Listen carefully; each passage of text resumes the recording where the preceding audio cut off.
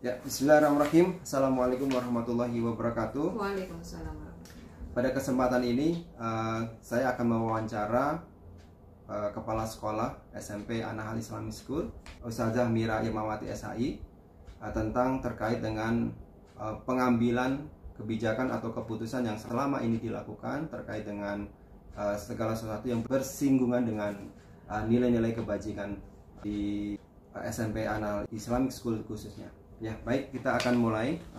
Assalamualaikum Ustazah Mira. Waalaikumsalam warahmatullahi. Oke, kita mulai dengan pertanyaan pertama ya, Ustazah Mira. Yang pertama adalah selama ini bagaimana Ustazah Mira selaku kepala sekolah mengidentifikasi kasus-kasus yang merupakan termasuk dilema etika. Kira-kira bisa memberikan contoh salah satu kasus yang selama ini mungkin pernah dilakukan untuk memutuskan yang bersinggungan dengan dilema etika. Baik, terima kasih Ustaz Awang. Mungkin kalau di SMP An-Nahl biasanya yang sering terjadi adalah saat perizinan guru, yang mana guru ini izin untuk tidak bisa masuk ke sekolah karena misalkan keluarganya sakit, seperti itu. Nah, ini kan dua-duanya merupakan persinggungan ya antara dua kebajikan gitu ya. Di satu sisi mungkin menjaga keluarganya yang sakit, namun di satu sisi ada kewajiban yang harus didahulukan gitu ya oleh sang guru ini.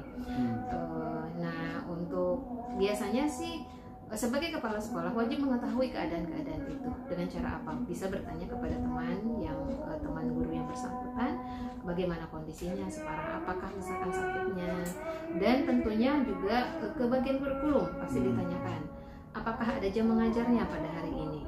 Tentunya untuk mengetahui bahwa segala hal harus tetap berjalan, walaupun ada hal-hal yang memang tetap harus jadi prioritas, ada yang harus dikorbankan, seperti itu.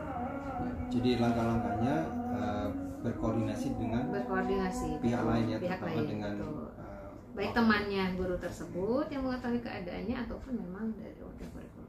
Jadi mencari informasi ya, kenapa, alasannya kenapa, hal apa yang kira-kira bersinggungan dengan hal itu. Betul. Oke, baik, Ustazah Mira, kira-kira hal apa saja yang selama ini Ustazah Mira anggap efektif ya dalam ketika mengambil keputusan pada kasus-kasus yang dilema etika seperti tadi. Iya, baik. Sebagai seorang pimpinan wajib mengetahui latar belakang seluruh staf dan juga anggota dari warga sekolah, terutama guru-guru, karena guru-guru ini kan sumber daya manusia yang mungkin merupakan stakeholder pertama gitu ya, yang akan memberikan pendidikan kepada siswa-siswi. Maka yang pertama dilakukan adalah dari awal guru ini masuk harus diketahui latar belakangnya seperti apa, pengalaman seperti apa gitu ya, sampai kepada latar belakang keluarga. Itu menjadikan menjadikan hal yang menguntungkan dan memudahkan pimpinan untuk bisa mengidentifikasi segala sesuatu sebetulnya. Ketika kita tidak mengenal mereka, itu akan sangat sulit, dan bisa jadi mungkin nanti keputusannya malah salah gitu kan, karena kita melihat ada sisi di mana ternyata ini hanya mementingkan kepentingan keluarganya saja misalkan, atau bahkan bisa jadi tidak seperti itu kan, tapi bisa jadi memang kondisinya sangat-sangat sulit untuk guru tersebut. Oke, baik. Kira-kira ada tantangan tersendiri nggak ketika dalam mengambil keputusan kasus-kasus tersebut? Ya, tentunya banyak sekali tantangan. Salah satunya adalah kadang dalam keadaan panik ya, guru itu kan dihadapkan kepada dua pilihan. Pilihan apakah saya harus mengurusi keluarga, misalnya, atau menjaga keluarga, ataukah saya harus tetap menjalankan kewajiban sebagai seorang guru. Karena pasti dua-duanya ada yang dikorbankan ketika dipilih kan.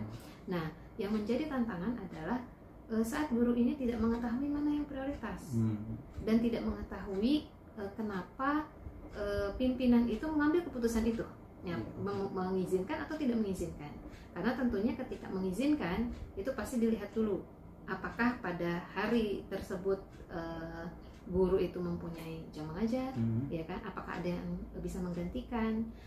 Begitu juga ketika di keluarganya bisa untuk ini dulu ya, berbicara dulu, berdialog dulu. Apakah di sana ada yang bisa menggantikan selain dirinya untuk menjaga misalkan? Apakah bisa ditinggalkan, tidak harus ditunggui dan sebagainya. Karena memang ketika meninggalkan anak-anak pun, itu kan sebuah pengorbanan juga, gitu. Sesuatu yang tidak boleh ditinggalkan juga di dalam pembelajaran di kelas, seperti itu. Ya, baik, Ustazah.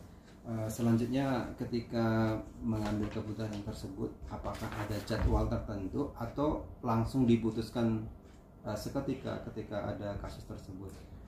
Itu tergantung urgensitas ya. Artinya kalau misalkan hal tersebut memang mendadak, dari sifatnya, contohnya kan ini izin tadi ya, mendadak, kemudian dan tidak ada, dia merasa tidak ada yang menggantikan dan sebagainya, tentunya keputusan itu akan diambil saat itu juga. Namun kalau misalkan sifatnya dia ingin berdialog dulu, kapan kira-kira saya bisa mengajukan misalkan cuti karena saya mau ada hal yang harus saya lakukan misalkan, maka itu bisa depending, artinya itu bisa, yuk kita dialog dulu, yuk kita cari solusinya dulu, jika A bagaimana, jika B bagaimana, tergantung urgenitasnya. Tergantung urgenitasnya. Baik. Nah, selanjutnya ketika menurut Ustazah Mira, adakah seseorang atau faktor-faktor apa yang selama ini mempermudah ya atau membantu Ustazah dalam pengambilan keputusan dalam kasus dilema ITK tersebut? Ya.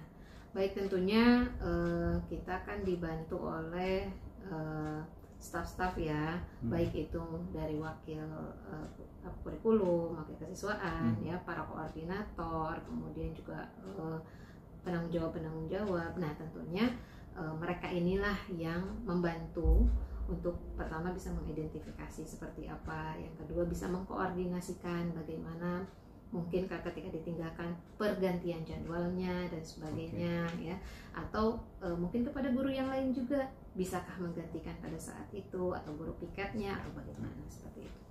Oke, baik. Ini terakhir, pertanyaan terakhir dari semua yang disampaikan, hal yang disampaikan tadi, pembelajaran apa yang Ustazah bisa petik dari pengalaman ketika mengambil keputusan terkait dengan dilema ITK tersebut? Ada satu hal sebetulnya yang mungkin juga beberapa guru itu tidak paham ya, terkait dengan kenapa sih pimpinan itu kadang mengorek sampai kepada urusan keluarga.